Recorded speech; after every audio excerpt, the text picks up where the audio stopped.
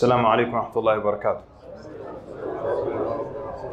بسم الله الرحمن الرحيم. الحمد لله رب العالمين والصلاة والسلام على رسوله الأمين وعلى آله وصحبه أجمعين. أما بعد.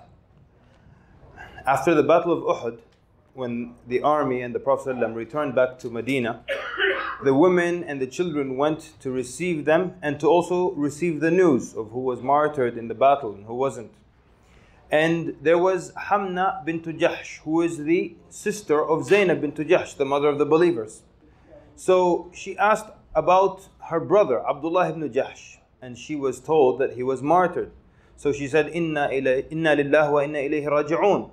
Ghafar Allahu lahu. And may Allah forgive him and pardon his sins. Then she asked about her uncle, Hamza ibn Abdul Muttalib, and they told her that he's martyred. She said, Inna lillahi wa inna ilayhi raji'un. And she said, Ghafar Allahu lahu. Then she asked about her husband, Mus'ab ibn Umair. And when she was told that he was martyred, she couldn't control herself and she began to scream and she began to cry. So the Prophet ﷺ said, Inna zawj al-mar'ati minha labimakan. Yani, basically the Prophet ﷺ said that the wife's or the woman's husband has a very special place in her heart. She was patient, her brother dying, and her uncle, and the uncle is in the place of the father. But when it was her husband, she couldn't control herself. So of course today we're talking about loving the husband. Ya salam. Allahu Akbar. Should have been day one, right? Typically, what do you do when you talk about the husband and all that? You mention the ahadith, putting the husband in a high position. قال صلى الله عليه وسلم لو كنت آمرا أحدا أن يسجد لأحد لأمرت المرأة أن تسجد لزوجها. One of the most authentic ahadith ever, yes? أيوة. طيب. First of all the men are happy. I'm not talking to you. We're talking to the sisters. And I basically wanted to give one of the best pieces of advice I've ever heard from a sheikh on how to deal with your husband. Until today, the best advice I ever heard anyone give women on how to deal with your husband. Better than any counselor, any psychology book I've ever read, the best advice. And he said the following, so we're talking to the sisters.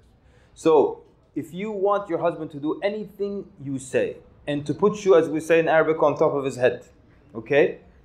And for you to be number one, and not think of another wife, all the good stuff, do the following. The Sheikh said, speak to your husband the same way you speak to a 5-year-old child.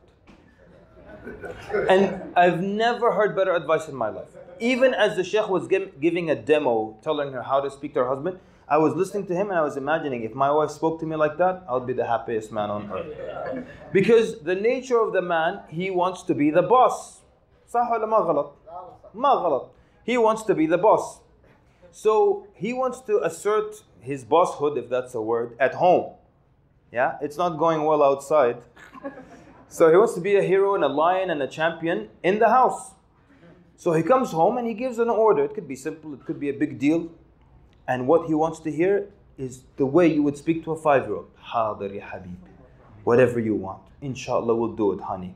You want that? From now on, we'll make sure that happens. How do you think the man will feel? Yeah? And he will feel comfortable, proud, doesn't have to fight about it with the wife. Anything he says, you know what? Whatever you want. If that makes you happy, we'll do that for you, inshallah. Just the same way you talk to a 5-year-old. You want that? Inshallah, we'll do that for you. Wala himmat. From now on, that's what we will do, just because, so you can be happy. Do that. And you will see. Do you think if you behave like that with your husband for 2-3 weeks, he will still be Fir'aun and he will still, be a monster? He will completely change. And he will reciprocate. He will start to behave exactly the same way with you. But here's the problem. And so it goes both ways.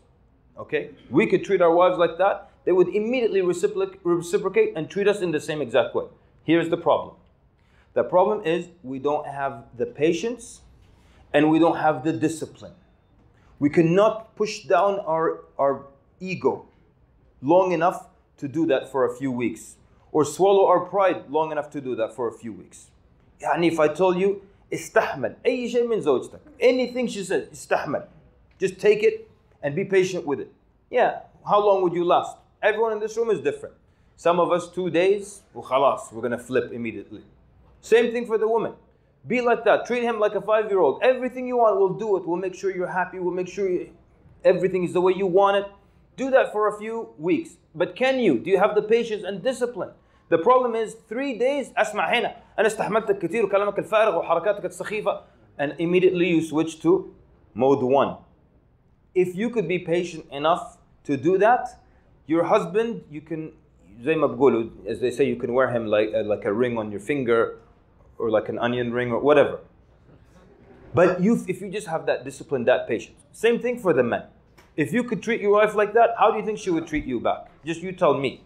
But wallahi, we just don't have the discipline, and we don't have the patience. And we just want to like bark out orders, and we want to give ayat that show the place of the man. Yeah? We come back, one of our favorite ayat, يعني. الرجال قوامون على النساء. Men are the maintainers of women. If you understand this verse is not for you, it's for her. It's saying, the verse isn't, يعني هي قوامة تكليف, مش قوامة تشريف, مش شرف. يعني the verse is saying you have to serve her. That's what the verse is saying. If you understood the verse, you wouldn't quote it to your wife. يعني. And you're telling her, I'm the boss. That's what you think the verse is saying. No, the verse is saying, I have to serve you. This is not a verse you use to show your dominance over the woman. It's a verse that shows her dominance. You have to serve her. She doesn't, يعني, you understand? But wallah, this is very one advice. I'm just going in a circle. Simple advice, sisters. Treat your husband like a child, and you will see how your life will become. But you have to have the patience and the discipline, being able to push down your ego and your pride just for long enough, and you will see the most miraculous transformation from your husband. But the way we're running things now, clash, battles, fight, turf wars, it doesn't work. And that's why our families are in shambles and we have all kinds of issues and problems. Imams say 70% of their day, of their time, is spent counseling. 70%. يا أخي, don't hit your wife. يا أخي, لا تضرب زوجتك. يا أخي, 70% of their time like this. Because of these problems. Because we can't control ourselves. So, I'm not quoting any hadith about how magnificent the husband is. I'm sure your husband told you a million times how great he is. I'm just saying, treat him like a child. Do everything he says the way you make your child happy. Okay, now I'm asking the honest men in this room. Okay? How many of you would love that your wife would speak to you like that? Aywa ya had hadir, whatever you want, we're going to do it. Yalla, let's see. Okay? I don't know if you can see, sisters, but the hands are going up. Single people, you just dream. Okay? But the hands are going up, sisters, because that's how. Just do it and see what will happen. We ask Allah subhanahu wa ta'ala to bring peace and happiness and tranquility into our hearts and into our families and into our homes. Jazakumullah khair for attentive listening. Sallallahu alaihi wa sallam. Assalamu alaikum wa rahmatullahi wa barakatuh.